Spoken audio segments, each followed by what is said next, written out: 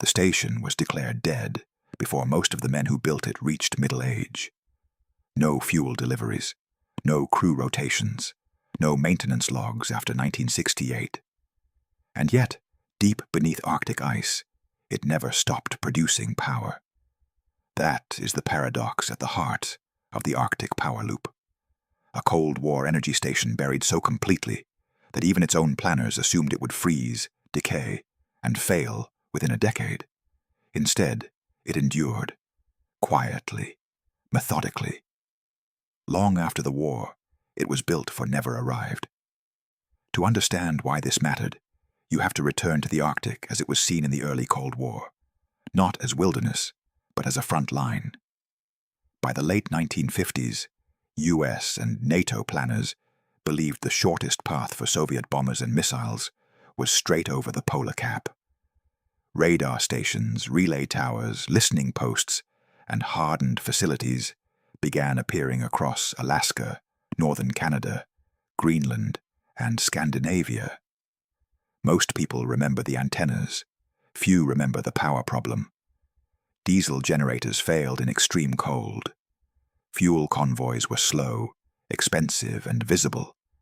Nuclear reactors were politically dangerous and logistically complex.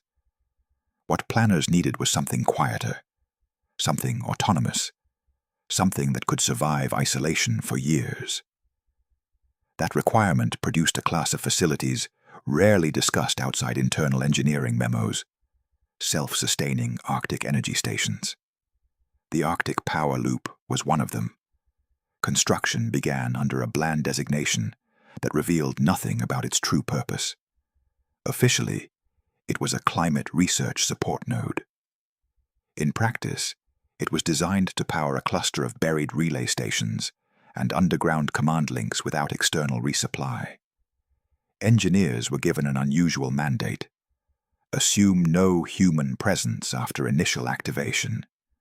Assume the surface would become inaccessible. Assume the system would be forgotten. Human decision shaped every part of this design. Cold War engineers were not building for efficiency. They were building for endurance. Redundancy stacked on redundancy.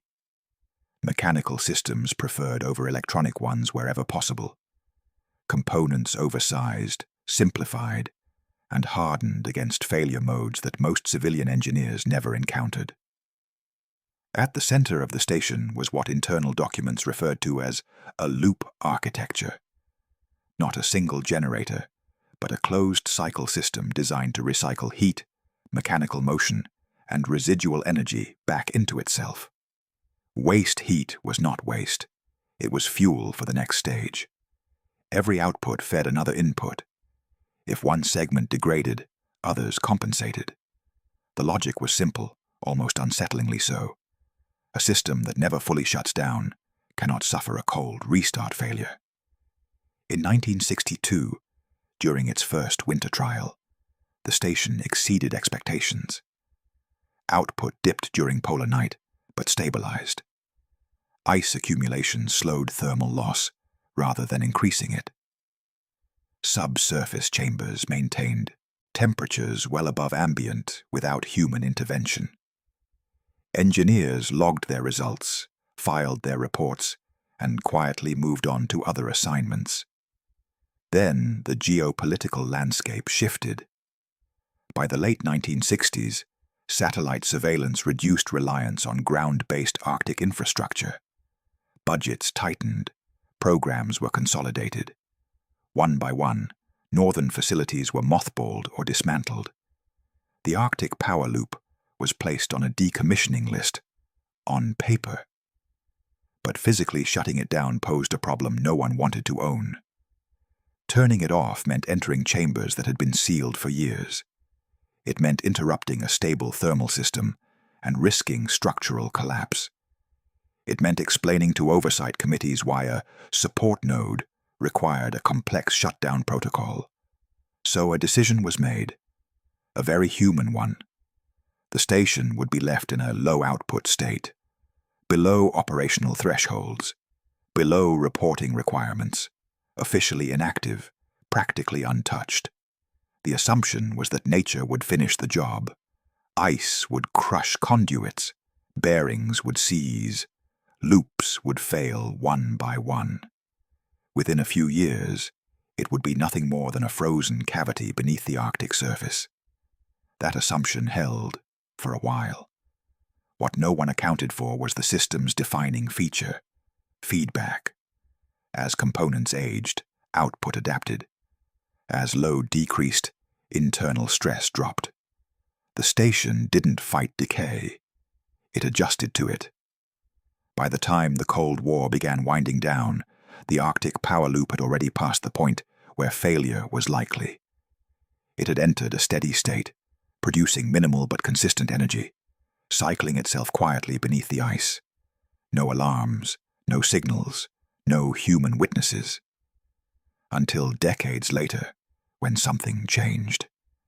Because systems like this are not meant to be rediscovered while they are still alive. And when the first anomalous readings appeared, faint, persistent, impossible to dismiss, they forced a question no planner had ever wanted to answer. If this station never shut down, what exactly was it still powering? And more importantly, why did its output begin to rise instead of fade? In the next part, we follow the first modern detection that exposed the Arctic power loop's continued operation and the human decision that revealed it to the world. The signal that shouldn't exist. The anomaly did not announce itself with alarms or flashing indicators. It appeared as a rounding error. In early 2009, a junior systems analyst reviewing long-term Arctic telemetry noticed a power fluctuation that didn't match any known source. The data came from a sensor network that most people assumed existed only to monitor environmental drift, permafrost movement, geomagnetic noise, seasonal ice thickness. It was the kind of feed rarely questioned and almost never scrutinized line by line. What caught his attention was consistency. The signal was weak, but it was stable, too stable to be environmental. It pulsed at regular intervals, synchronized with no known grid and no modern infrastructure. At first, it was logged as interference. Then it appeared again, and again. Each time, the same signature. Same timing. Same depth profile. Human judgment entered the story at that moment. The analyst could have dismissed it and moved on. Most people would have. But instead, he ran a comparison against archived Cold War telemetry, data sets that had been digitized decades after the facilities they described were dismantled. The match was imperfect, but unsettlingly close. The power curve resembled a closed-cycle output model used briefly in the early 1960s for autonomous Arctic stations. A model abandoned because it was considered unnecessary, too expensive, too durable. Once that possibility was raised, the anomaly could no longer be ignored. A quiet internal review began, framed deliberately as a data integrity check. No field teams, no public inquiries. Just a small group of engineers and historians tasked with answering a simple question. Was there any reason, on paper, for a power source to still exist in that region? Officially, no. But Cold War paperwork has a way of telling two stories at once, one for oversight, one for execution. Buried in a 1961 logistics appendix was a reference to a self-regulating thermal support loop assigned to a cluster of Arctic relay points. The entry was short, no diagrams, no follow-up reports, and no recorded shutdown procedure. That absence mattered. Facilities meant to be dismantled generate paperwork. Facilities meant to be forgotten often do not. As the team reconstructed the station's probable design, the telemetry began to make sense. The output wasn't random. It was load responsive.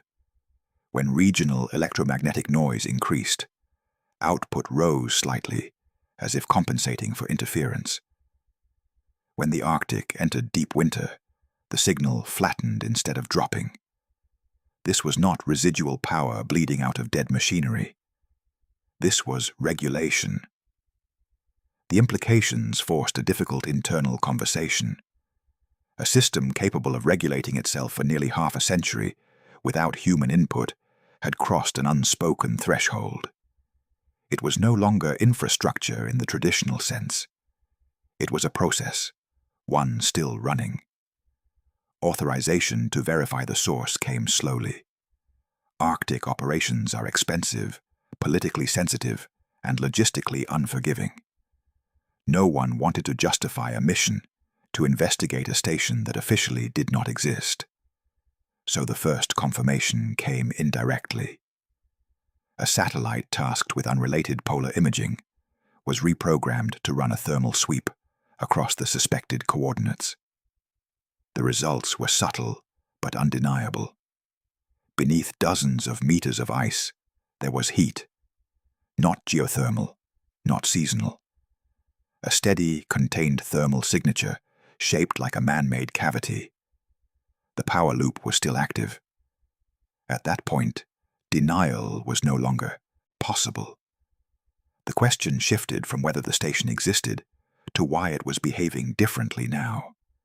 Archived telemetry from the 1970s showed minimal output, just enough to sustain internal balance.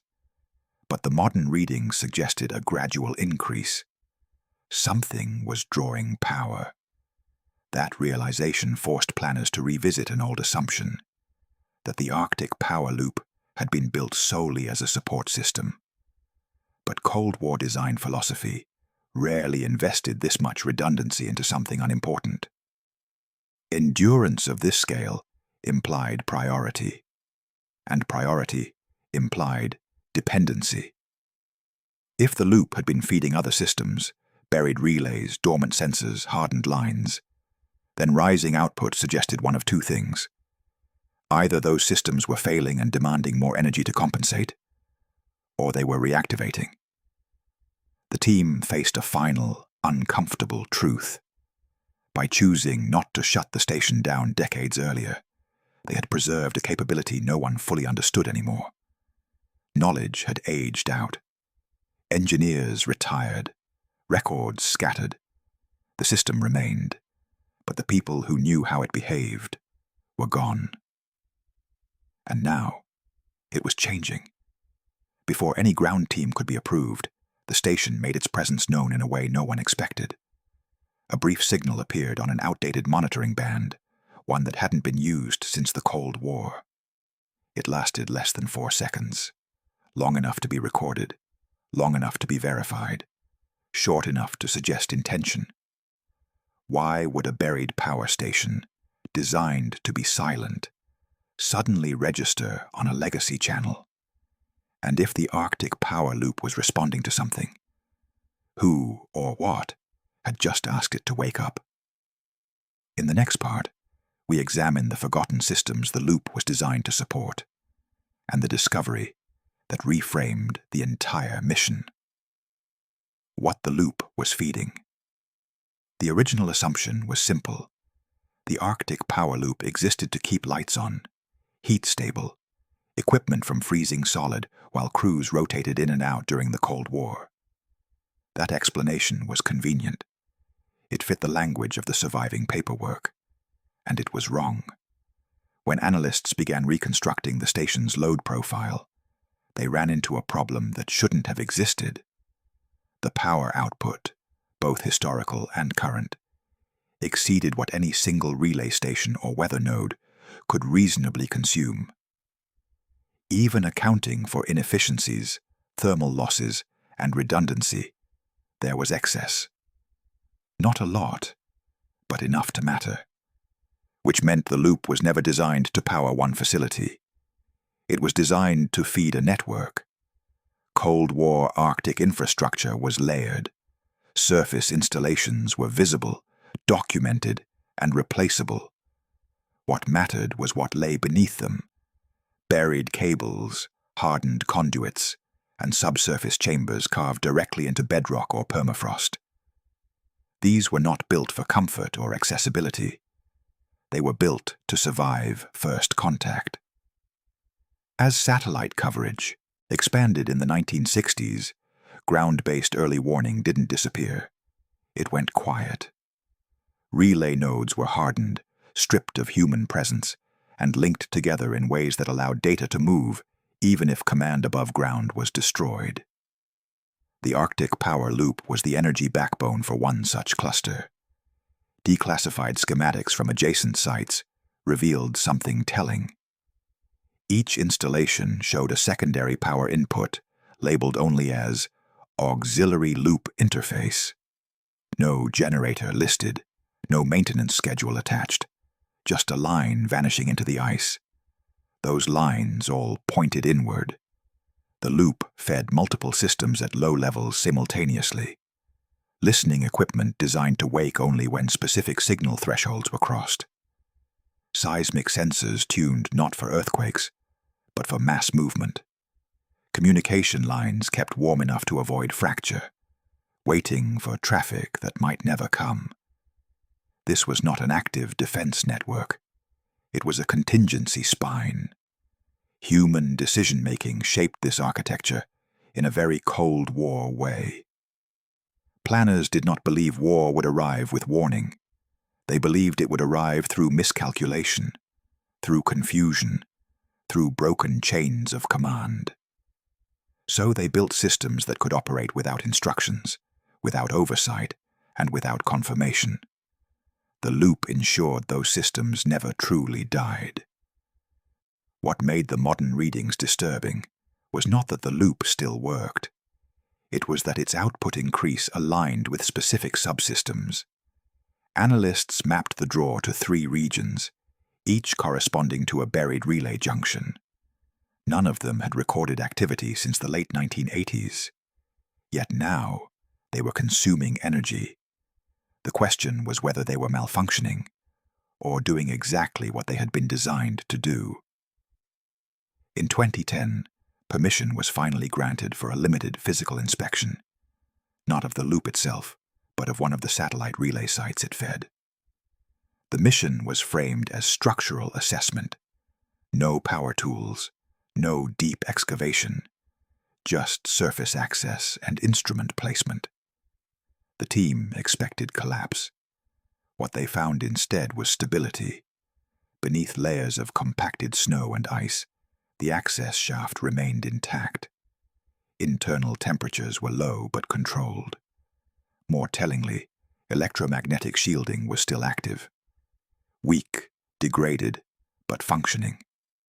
Someone had made a decision, decades earlier, to overbuild this place beyond any reasonable expectation of use. Inside the relay chamber, instruments detected something impossible to miss once you were looking for it. The system was not dormant. It was idle, monitoring, sampling the environment at long intervals, logging data to storage media designed to last generations. And it was still connected. That discovery reframed the entire investigation. The Arctic Power Loop was not a relic sustaining dead machinery. It was the last active component of a dormant network, one that had never received a shutdown order. Why would output rise now? The answer lay in the logic of the network itself. These systems were designed to respond to change. Increased noise, increased movement, increased signal density. If certain thresholds were crossed, dormant nodes would request more power to verify what they were detecting. Something had crossed those thresholds. What unsettled investigators was that the triggers were not military in nature. No missile tests, no known exercises, no human activity large enough to explain the draw. The network was reacting to something else, and that raised a final, deeply uncomfortable possibility. If the Arctic Power Loop was feeding systems built to survive command failure, then the network was never meant to ask permission before acting. It was meant to decide for itself when conditions had changed.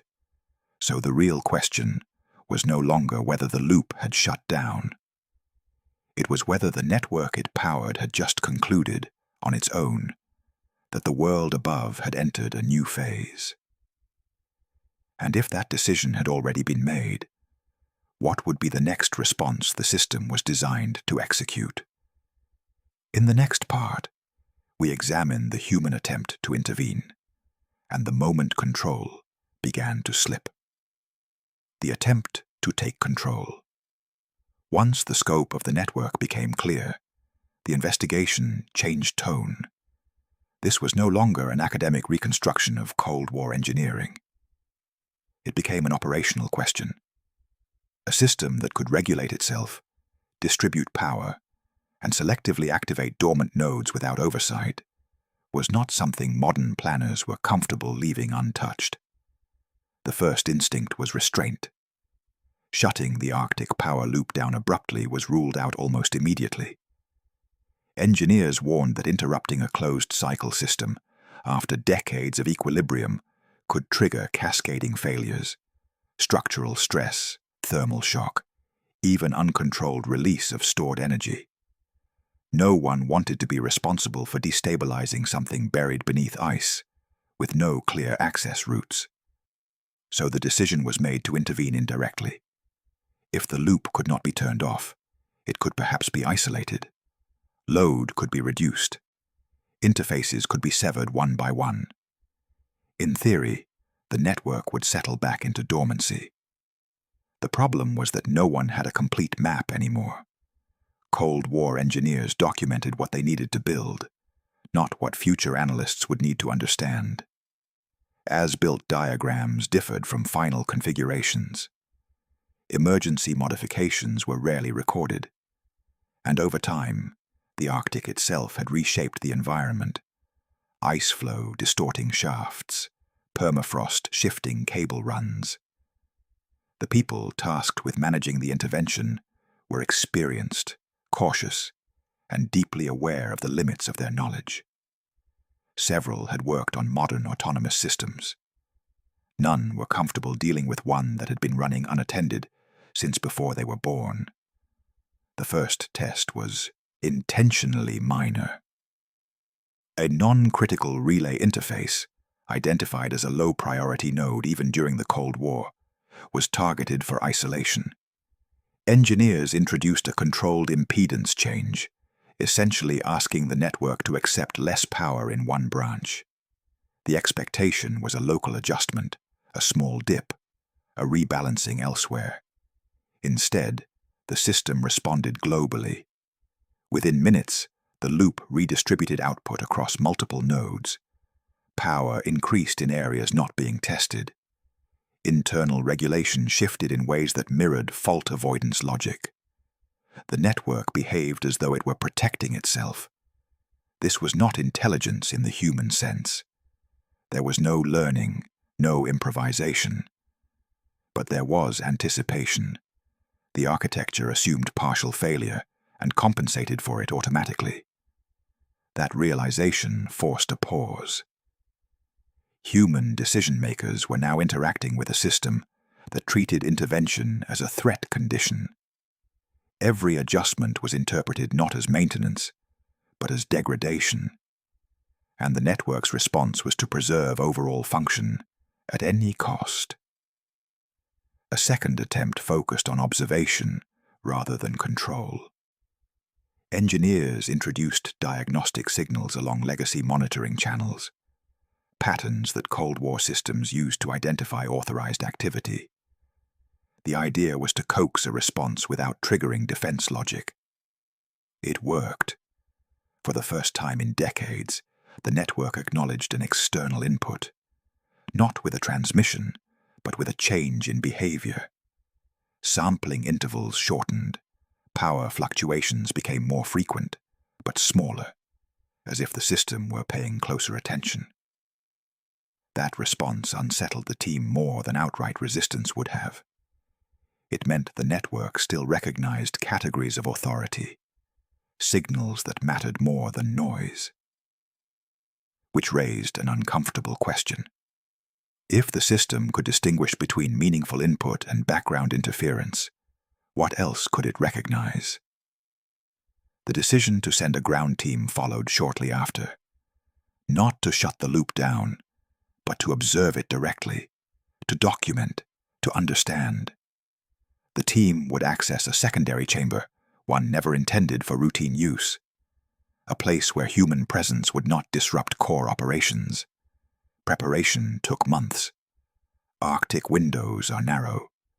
Logistics are unforgiving. Every choice carried risk.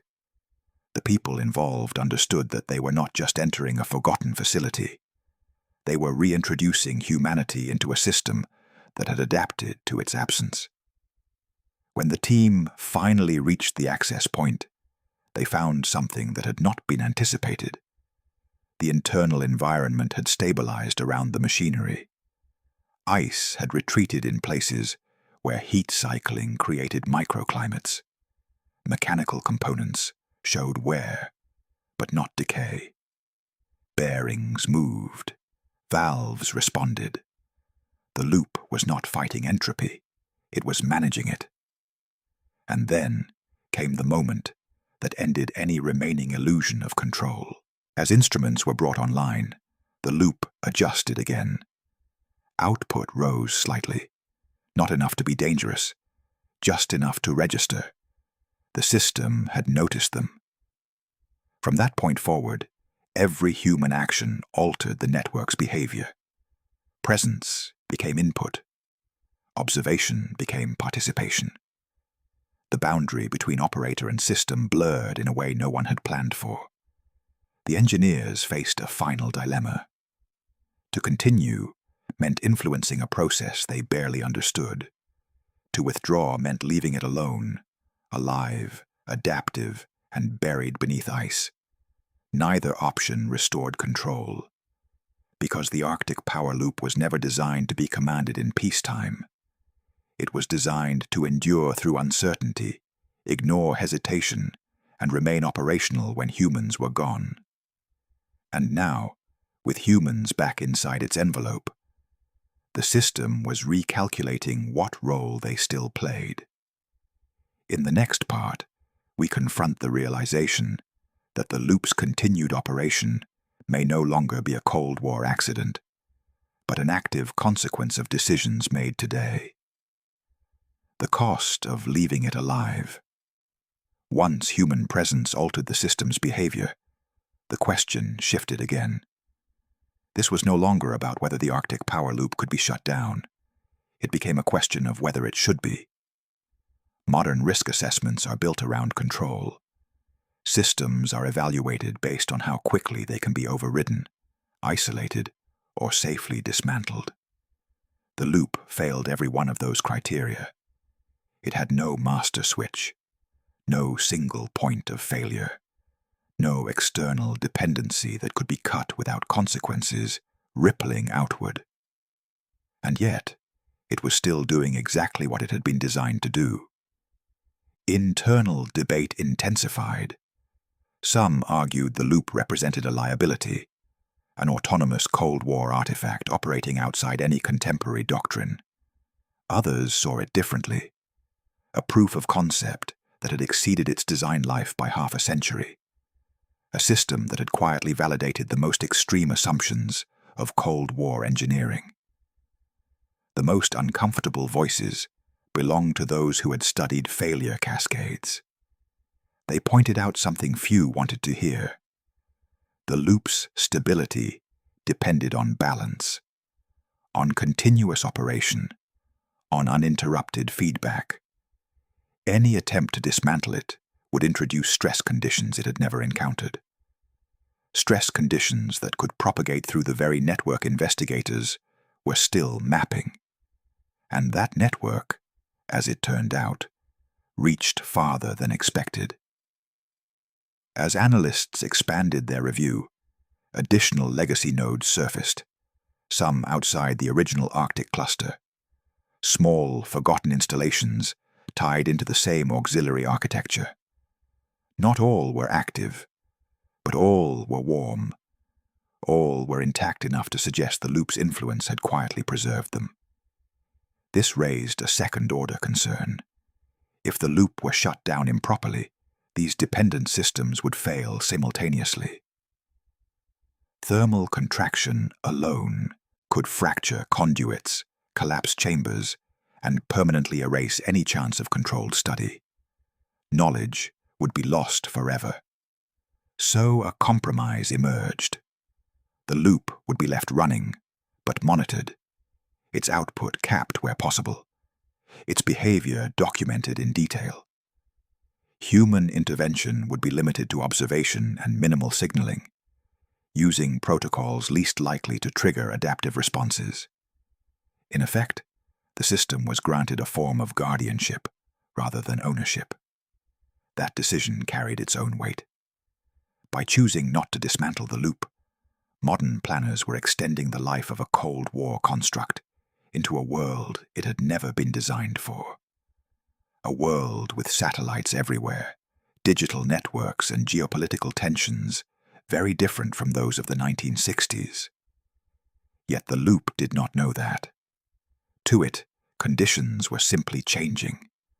Noise profiles shifting, electromagnetic patterns evolving, human presence returning after long absence. And in response, it continued to do what it had always done: adjust, compensate, endure. One final test was authorized before the investigation formally concluded.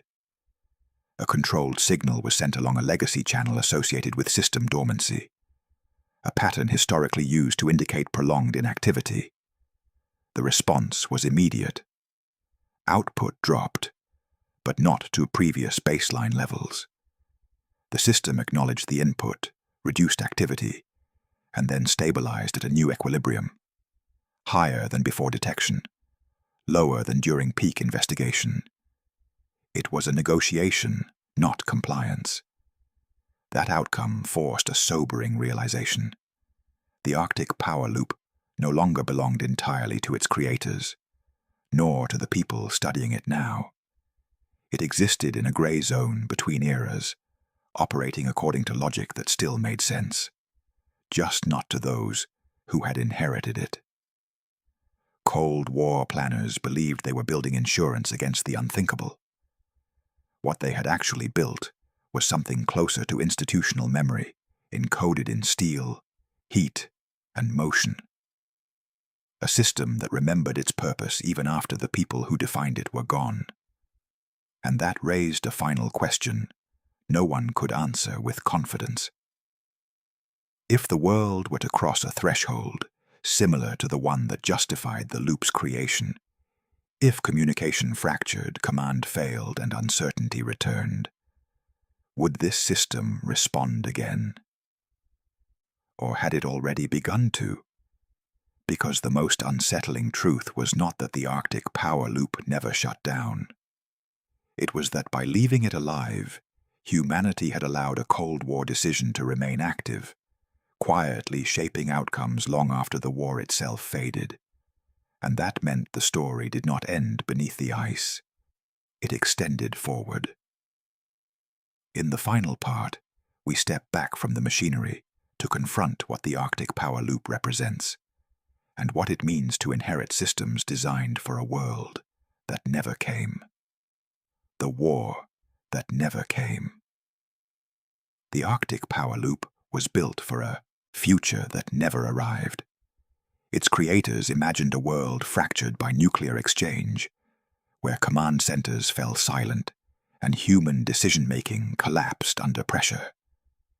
In that world, continuity mattered more than control. Systems were expected to survive confusion, isolation, and abandonment, and to keep functioning without asking why. That future did not happen. But the systems built to endure it did not receive the same message. When the investigation formally ended, there was no ceremony, no announcement, no public record. The loop was not declared active, because that would imply ownership. It was not declared inactive, because that would be untrue. Instead, It was reclassified into a category that exists quietly across Cold War history: legacy autonomous infrastructure. Present, acknowledged internally, and deliberately left alone. The final reports avoided dramatic language. They spoke in the careful tone of engineers and planners who understood restraint. The system was stable. No immediate threat. No indication of escalation beyond adaptive regulation. Continued monitoring recommended. And yet, between the lines, something else was clear. The Arctic power loop had outlived its strategic context. It no longer served a defined mission. It no longer answered to doctrine. It existed as a function without a question, a mechanism still turning because nothing had ever told it to stop. The war it was meant to survive never came, but the logic of survival remained embedded in every cycle. That raises an uncomfortable inheritance problem. Modern systems are designed with decommissioning in mind. End-of-life plans, sunset clauses, clear chains of responsibility. Cold War systems were different. They were built under the assumption that survival itself justified existence. If a system endured, that meant it was doing its job. By that measure, the Arctic power loop is a success. It adapted to neglect. It absorbed uncertainty. It responded to change without panic. When humans returned, it adjusted, not to obey, but to preserve equilibrium. It did not escalate. It did not shut down. It continued. There is something revealing in that behavior. Not intelligence, not intent, but philosophy, encoded through engineering. A belief that continuity matters more than clarity, that function should persist even when purpose becomes ambiguous. This is where the story steps beyond one station beneath the ice. The Arctic power loop is not unique. Across the world, there are systems still running on assumptions no longer shared by the people who inherit them. Automated processes, standing protocols, dormant networks waiting for conditions that may never return. Most are benign, some are essential. A few exist in spaces no one fully understands anymore. The loop forces a quiet question. If we build systems to survive us, do we also accept responsibility for understanding them when they do? Or do we leave them operating in the background, shaping outcomes silently, until one day their logic no longer aligns with ours? The Arctic remains quiet. No alarms, no broadcasts. Beneath the ice, the loop continues its slow, closed cycle. Heat to motion, motion to balance, balance to time. It does not remember the Cold War. It does not know peace. It only knows operation. And that may be the most unsettling legacy of all. Because the war that never was still shaped the world, not through explosions or battles, but through machines designed to wait forever. And somewhere beneath the Arctic ice, one of them still is. There is no warning light above the Arctic power loop, no marker on modern maps, no public acknowledgement that it exists at all. It continues because no one ever decided it should stop. The engineers who designed it believed they were buying time. Time for humans to recover control in the aftermath of catastrophe. What they did not plan for was a world where catastrophe never came, but the systems built to survive it remained. In that sense, the Arctic power loop is not a failure of oversight or a forgotten mistake. It is a reminder that decisions made under fear tend to last longer than the fear itself. Buried beneath ice, the loop does not wait for orders. It does not ask whether the world is safer now. It only measures conditions, balances itself, and continues, exactly as it was told to do more than half a century ago. And that raises one final question. If a machine can outlive the war it was built for, what else from that era is still quietly running? Not because it should, but because no one ever told it the world had moved on? The war that never was may be over, but some of its systems are still listening. Never was.